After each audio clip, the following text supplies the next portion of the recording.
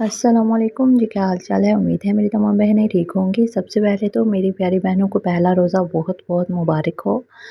اور آج میں جو ناول پڑھنے جا رہی ہوں اس کا نام ہے ایسا بھی ہوتا ہے، جسے لکھا ہے نذیر فاطمہ نے۔ بہت ہی اچھا ناول ہے، امید ہے آپ کو ضرور پسند آئے گا۔ میرے چینل کو لائک کیجیے، سبسکرائب کیجیے، شکریہ۔ چلیے جی میں پڑھنا سٹارٹ کرتی ہوں۔ جیسے ہی 22 دسمبر کے بعد دن بڑھنا شروع ہوتے ہیں، میرا دل گھٹنا شروع ہو جاتا ہے کہ گرمیوں کی طرف سفر شروع ہو گیا۔ پچھلے 3 سالوں سے میں گرمیوں سے سخت تنگ آئی ہوئی ہوں۔ اس کی دو وجوہات ہیں، ایک میری اسکن الرجی اور دوسری بھنڈی۔ پچھلے 3 سال سے میرے چہرے اور ہاتھوں کی جلد گرمیوں کی دھوپ اور تپش سے اس قدر متاثر ہوتی ہے کہ کیا بتاؤں۔ دھوپ میں باہر نکلتے وقت یا چولہے کے پاس جاتے ہوئے چہرے پہ ڈھیروں ڈھار سن بلاک۔ اسکن اسپیشلسٹ کے مشورے سے ملنے کے باوجود گرمیوں میں کم از کم 2 بار میری جلد اتنی شدید متاثر ہوتی ہے کہ میں منہ اور ہاتھ چھپائے پھرتی ہوں، اور میری ساری گرمیاں اسکن اسپیشلسٹ کے چکر لگاتے ہوئے گزر جاتی ہیں۔ باہر نکلنے سے پرہیز، چولہے کے پاس جانے سے پرہیز، اینٹی الرجی لینا، چہرے اور ہاتھوں پر مختلف اوقات میں ڈاکٹر صاحب کی تجویز کردہ کریمیں ملنا فوڈایا۔ اس چکر میں تو میں بالکل پاگل ہو کر رہ جاتی ہوں۔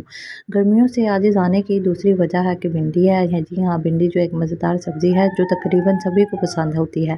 جی بالکل آپ سب کی طرح مجھے بھی بہت پسند ہے، مگر پچھلے 3 سالوں میں اس بھنڈی نے ہمیں جتنا ستایا ہے شاید ہی کسی چیز نے اتنا تنگ کیا ہو۔ میری امی کے ہاتھ کی بنی ہوئی بھنڈیاں خاندان بھر میں مشہور ہیں، مگر اب بھی وہ یہ سمجھتے ہیں کہ شاید انہیں بھنڈیاں پکانا بھول گئی ہیں۔ اس کی وجہ جانتے ہیں آپ لوگ؟ چلیے میں بتاتی ہوں، غور سے سنیے۔ اس کی وجہ ہے میرا بھائی سلمان۔ تقریباً 3 سال پہلے وہ اپنے دوست مدثر سے ملنے حافظ آباد گیا۔ وہاں اس کی بھابھی کے ہاتھ کی بنی ہوئی بھنڈیاں کھانے کے بعد اس کی ایسی مت ماری گئی کہ گھر آتے ہی شروع ہو گیا، اف کیا بھنڈیاں بنائی تھی مدثر کی بھابھی نے۔ ہم سب نے اس کی تعریف کو ذرا بھی سیریس نہیں لیا۔ بھائی بہت سی خواتین بڑا اچھا کھانا پکاتی ہیں جیسا کہ میری امی، تو ایسی خواتین کی تعریف کرنی بھی چاہیے، مگر ہمیں کیا معلوم تھا کہ آگے چل کے ان بھنڈیوں کے حوالے سے ہمارا کیا حشر ہونے والا ہے۔ اس واقعے کے تھوڑے دنوں بعد ہم نے بھنڈیاں بنائی تو سالن کی پلیٹ دیکھتے ہوئے سلمان بولا، امی آپ نے یہ کیسی بھنڈیاں بنائی ہیں؟ آپ بھی مدثر بھابھی کی طرح بھنڈیاں بنائیں۔ اس کی بات پر امی کی تیوریاں چڑھ گئیں۔ چلو چپ کر کے کھانا کھاؤ، آج تو میں ایسے ہی بھنڈیاں پکاتی آئی ہوں، اب کیا برائی نظر آ گئی تمہیں اس میں؟ امی کو اس کی بات ناگوار گزری۔ امی میں نے یہ تو نہیں کہا کہ آپ کی بھنڈیاں اچھی نہیں ہیں، بلکہ میں تو یہ کہہ رہا ہوں کہ آپ بھنڈیاں بناتے وقت مدثر کی بھابھی کی طرح پیاز اور ٹماٹر زیادہ ڈال دیا کریں بس۔ اس سے امی کے ہاتھ کے تھام لیے۔ امی نے جب وہ دوبارہ بھنڈیاں بنائی تو اس میں پیاز اور ٹماٹر زیادہ ڈال دیے، مگر سلمان صاحب پھر بھی مدثر کی بھابھی کی بھنڈیاں کی تعریف میں لگے رہے۔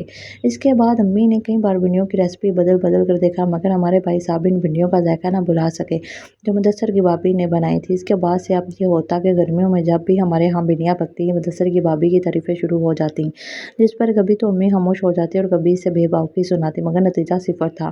تھوڑی دیر پہلے اسی بات پر دونوں ماں بیٹے میں تکرار ہوئی تھی۔ امی نے بھنڈی گوشت بنایا تھا اور سلمان صاحب کی وہی تان۔ بس کیا تھا، امی نے اس کے سامنے سے بھنڈی گوشت کی پلیٹ اٹھا کر رات کی بنی ہوئی دال اس کے سامنے رکھ دی تو وہ منہ بسوڑ کر رہ گیا۔ پچھلے 3 سالوں سے یہ سن کر ہم سب گھر والے تنگ آ چکے تھے۔ 2 3 دفعہ میں نے زیادہ پیاز ڈال کر بھنڈیاں بنانے کی کوشش کی، چلو میرا بھائی خوش ہو جائے گا، مگر بے سود۔ بھیا یہ لڑکا تو مجھے پاگل کر دے گا، پتہ نہیں کیا کھا لیا ہے اس نے حافظ آباد میں، اسے کسی کی پکائی ہوئی بھنڈیاں پسند ہی نہیں آتی۔ امی اس کی ہر روز کی تکرار سے بیزار ہو گئی تھیں۔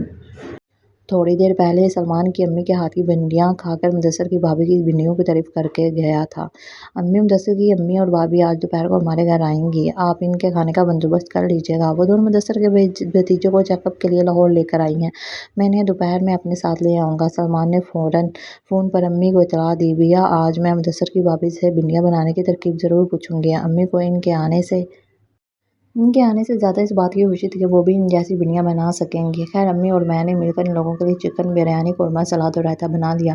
ان کے پہنچنے سے پہلے ہم سارا کام کر کے فارغ ہو گئی تھیں۔ آنٹی آپ کے ہاتھ میں بہت ذائقہ ہے، مدثر کی بھابھی نے کھانا کھاتے ہوئے امی کی تعریف کی۔ مدثر کی امی نے اپنی بہو کی تائید کی۔ ڈائننگ ٹیبل پر اس وقت سلمان بھی موجود تھا۔ بس بیٹا تمہاری محبت ہے، میں نے تو تمہارے ہاتھ کے بنے ہوئے کھانے کی بھی بہت تعریف سنی ہے، خاص طور پر بھنڈیوں کی۔ امی فوراً اصل موضوع کی طرف آ گئیں، کہاں آنٹی 3 سال پہلے جب میں بیاہ کر آئی تھی تو کچھ بھی کھانا پکانا نہیں آتا تھا، اب امی سے سیکھ کر گزارے لائق بنا لیتی ہوں۔ اس نے اپنی ساس کی طرف بہت محبت سے دیکھا، انہیں دیکھ کر لگ رہا تھا کہ دونوں کے تعلقات کافی اچھے ہیں، مگر یہ سلمان تو تمہارے ہاتھ کی بنی ہوئی بھنڈیوں کی بہت تعریف کرتا ہے۔ امی نے اس کی توجہ سلمان کی طرف دلائی جو کھانا کھانے کے دوران ان کی باتیں بھی سن رہا تھا۔ سلمان، اس نے سوالیہ انداز میں اس کی طرف دیکھا، تم نے کب میرے ہاتھ کی بنی ہوئی بھنڈیاں کھائی ہیں؟ اس نے حیران ہو کر پوچھا۔ بھابھی 3 سال پہلے جب میں مدثر سے ملنے گیا تھا تب آپ کی نئی نئی شادی ہوئی تھی، اس نے یاد دلایا تو وہ قہقہ لگا کر हंस दिया। अरे तुम्हें वो भिंडियाँ अभी तक याद हैं? इसने हंसी के दरमियान पूछा। ऐसी वैसी याद है बेटा। इसके बाद तो इसे किसी के हाथ की पकी हुई भिंडियाँ पसंद ही नहीं आईं।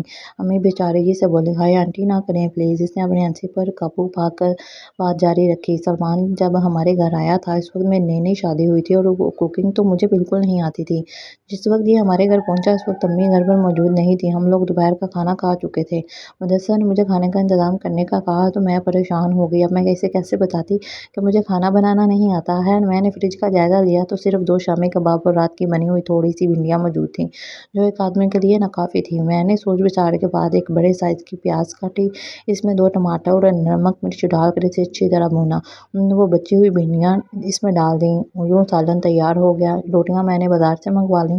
जितनी देर में रोटियाँ ही मैंने एक प्याली रायता भी बना लिया। इस तरह सालन, शामी कबाब, रायता और रोटियाँ ट्रे में सजाकर मैंने ड्राइंग रूम में भिजवा दी। फ्रिज में आइसक्रीम भी मौजूद थी, वो मैंने मीठे के तौर पर भिजवा दी और अल्लाह का शुक्र है मेरी इज़्ज़त रह गई। वो इस वाक़ये को याद करके महफ़ूज़ हो रही थी। इसकी सास के चेहरे पर भी मुस्कुराहट थी। मैं अक्सर अपना मज़ाक उड़ाते हुए अम्मी से कहती थी कि सलमान भी क्या याद करेगा, कैसी मज़ेदार भिंडियाँ थीं। मुझे क्या मालूम था वो वाक़ई से याद रहेंगी। वो फिर हंसी। अम्मी और मैंने बैक वक़्त सलमान की तरफ देखा। इसके चेहरे पर खजालत थी और वो खामोशी से उठकर बाहर चला गया और हमने ने सुख का साँस लिया। अब मुदस्सर की भाभी की भिंडियाँ इनकी नींदें हराम नहीं करेंगी। तो मेरी प्यारी बहनों, ये था मेरा छोटा-सा नावल अफ़साना। उम्मीद है आपको ज़रूर पसंद आया होगा। मेरे चैनल को लाइक कीजिए, सब्सक्राइब कीजिए। शुक्रिया।